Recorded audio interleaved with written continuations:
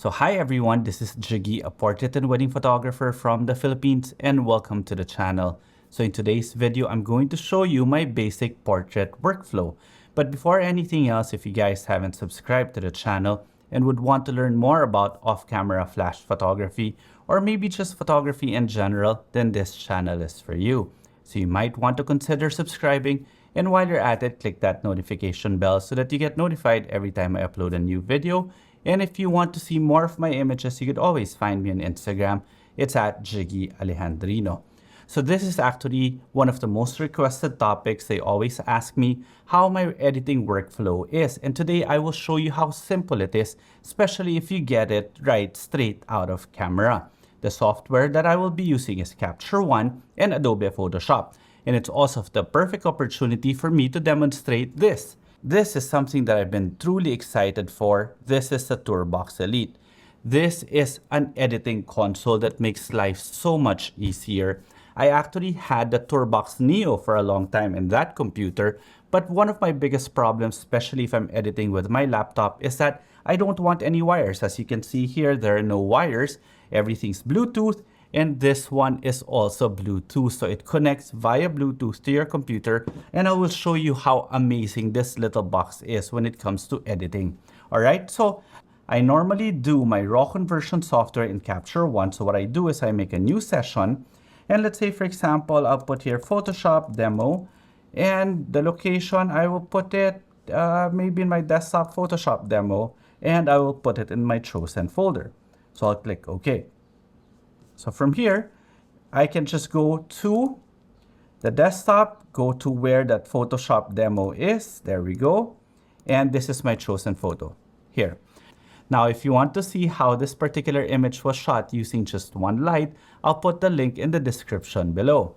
You could see now here from the very get-go, it actually looks okay. So there might just be a little adjustment, which I will do. Let's say maybe just bring back some of my highlights so that it's not too blown right here. And I'll adjust my brightness just for the face here. And maybe a bit of the exposure.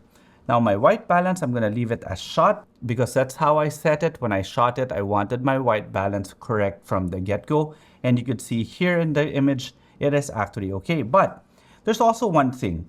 You see how the face actually looks fantastic, but it lacks a bit of brightness, but I don't want the rest of the image to be bright. This particular feature in Capture One, you could do a new filled adjustment layer. I can now adjust the brightness just on the face, take this tool here, and basically mask around it.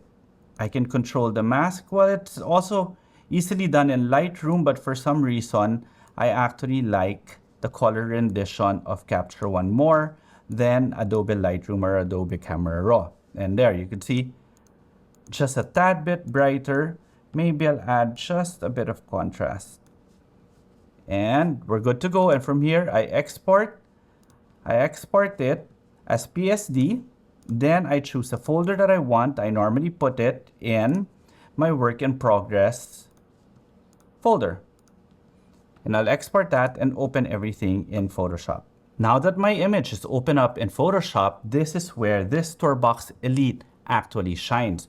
Well, actually, it works with most softwares or most applications in your computer.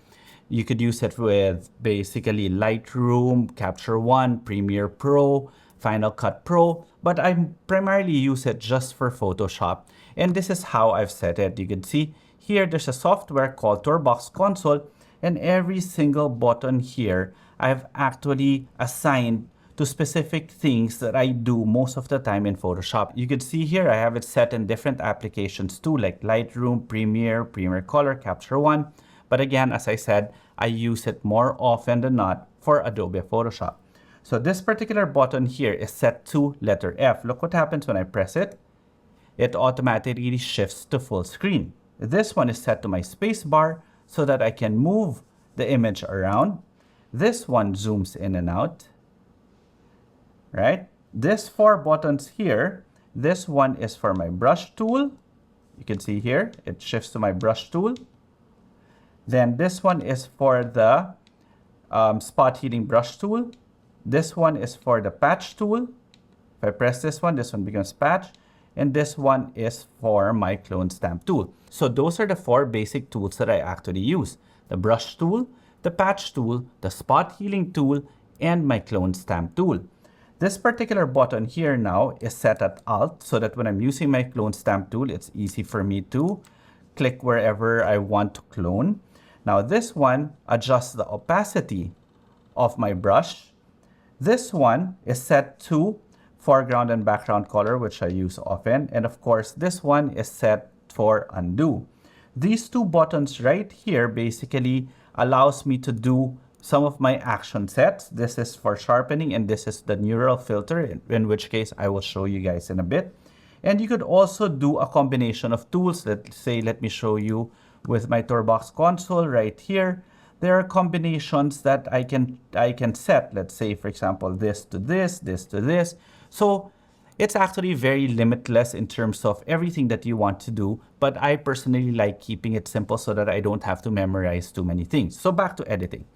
So I usually zoom out to see all the problem areas. Now, here I want to remove this area here, but very, very little cleaning is needed. And I start off with this one, neural filter, which I actually set here. If I press this one, you will see it will run the action neural filter. And you can have it here. It becomes a pseudo skin smoothing, but it's very, very subtle. So this action was really based on this one, filter, neural filter. Skin smoothing on, I leave this as standard. Then I put it as a new layer, so that the moment that it becomes a new layer, it goes back to, I bring the opacity to 30%, and I put a layer mask. Now, all these things that I just did was actually set in this button right here. So when I press this one, and there you go. So from here, I will just press this button again to bring up my brush tool. And that's why this is important. When I press this one, take a look at this area right here. It would shift to black so that I can mask out some of the areas that might have been hit with a skin smoothing, which is the eyes, the nostrils, and the mouth. Once I'm done with that, I make a new background layer here, Command J, and I press Shift, then Command E. So this is already a smoothened layer. But of course, there's still some problem areas like this patch here, and that's why I need my patch tool, which I will press right here. This is my patch tool. So the moment I press it, it comes out here. And all I have to do is do that, bring it down, and it's gone. Of course, we can zoom in, take out this patch right here.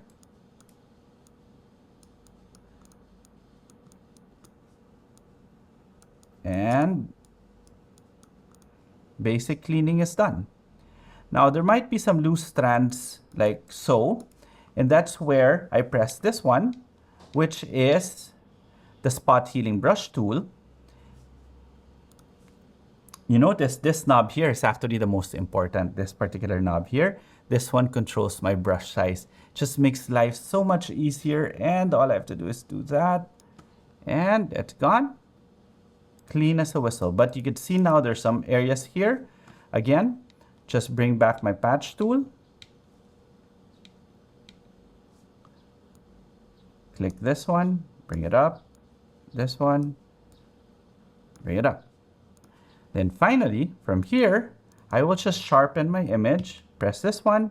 It runs my contrast sharpening. Again, you see everything's masked out because I only want to sharpen certain areas. So I bring out my brush tool again. And since the foreground color is black and the mask is black, I need to make it white so that it will show the underlying layer. So from here, there, sharpen just the eyebrows, the nostrils, the mouth, the lips, the hair. You see how it's so much easier for me to make my brush size bigger because of this Tourbox Elite. Just makes life so much simpler. Move it again. There you go. And we're good to go. And from here, I just save. So that's how easy it is for me to edit my images, especially if you get it straight out of camera correct. And you have the help of something like this, which makes life so much easier. Again, This is the Tourbox Elite. It's an editing console. Fantastic, fantastic device, especially if you're doing edits like the way I do. Okay? So if you guys have any questions with regard to this video, feel free to leave them in the comment section below. And I do hope you enjoyed this video. And if you did, like the video, subscribe to the channel, and click that notification bell. Now, if you want to see more of my images, you could always find me on Instagram. It's at Jiggie Alejandrino. Okay? Till the next video.